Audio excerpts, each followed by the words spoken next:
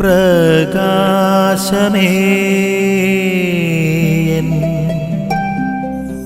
മിഴി തുറക്കുക വേഗം. പ്രിയപ്പെട്ടവരെ, ഇന്ന് ദേവാലയം ശുദ്ധീകരിക്കുന്ന ഈശോയാണ് നമ്മൾ കണ്ടുമുട്ടുന്നത്. ജെറുസലേം ദേവാലയം, യഹൂദരുടെ ജീവിതത്തിന്റെ കേന്ദ്രമായ, അവരുടെ പ്രാർത്ഥനാലയമായ ദേവാലയം ശുദ്ധീകരിക്കുന്ന ഈശോയാണ് നമ്മൾ കണ്ടുമുട്ടുന്നത്.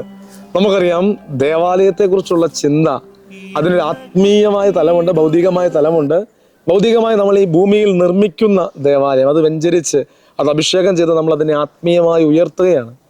ഒരു ഭൗതികമായ 4 മതിലുകളുള്ള കെട്ടുകളുള്ള നമ്മുടെ ദേവാലയം, മതിൽക്കെട്ടുകൾക്കുള്ളിലുള്ള നമ്മുടെ ദേവാലയം, ചുവരുകൾക്കുള്ളിലുള്ള നമ്മുടെ ദേവാലയം, നമ്മുടെ ഇടവക ദേവാലയം, നമുക്കത് ഓർക്കാം. ഈ ദേവാലയത്തിന്റെ പരിശുദ്ധി കാത്തു സൂക്ഷിക്കുവാനുള്ള വലിയ ഉത്തരവാദിത്വം നമുക്കുണ്ട്.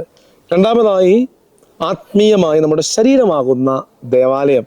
പൗലോസിലെ കൊരിന്തോസുകാർക്ക് എഴുതിയ ലേഖനത്തിലൊക്കെ വളരെ ശക്തമായി ശരീരമാകുന്ന ദേവാലയത്തിന്റെ പരിശുദ്ധിയെക്കുറിച്ച് നമ്മളെ ഓർമ്മിപ്പിക്കുന്നുണ്ട്. ഈ ശരീരമാകുന്ന ദേവാലയത്തിന്റെ വിശുദ്ധീകരണത്തിന് വേണ്ടി നമ്മൾ ആത്മാർത്ഥമായി പ്രാർത്ഥിക്കുക. കാരണം ശരീരത്തിനെതിരായ പാപങ്ങൾ, ശരീരത്തിനെതിരായ വിശുദ്ധിക്കെതിരായ, പരിശുദ്ധിക്കെതിരായ പാപങ്ങൾ ഒത്തിരിയേറെയുള്ള ഈ കാലയളവിൽ കർത്താവെ, ഞങ്ങളുടെ ശരീരമാകുന്ന ദേവാലയത്തെ വിശുദ്ധമായി കാത്ത് സംരക്ഷിക്കുവാനുള്ള കൃപ ഞങ്ങൾക്ക് നൽകണമേ എന്ന് നമുക്ക് പ്രാർത്ഥിക്കാം.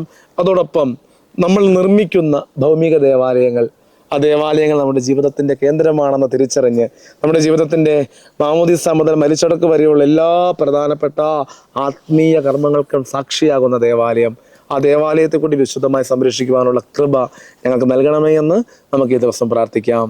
ആമേൻ. നിൻ വഴിയേ നടക്ക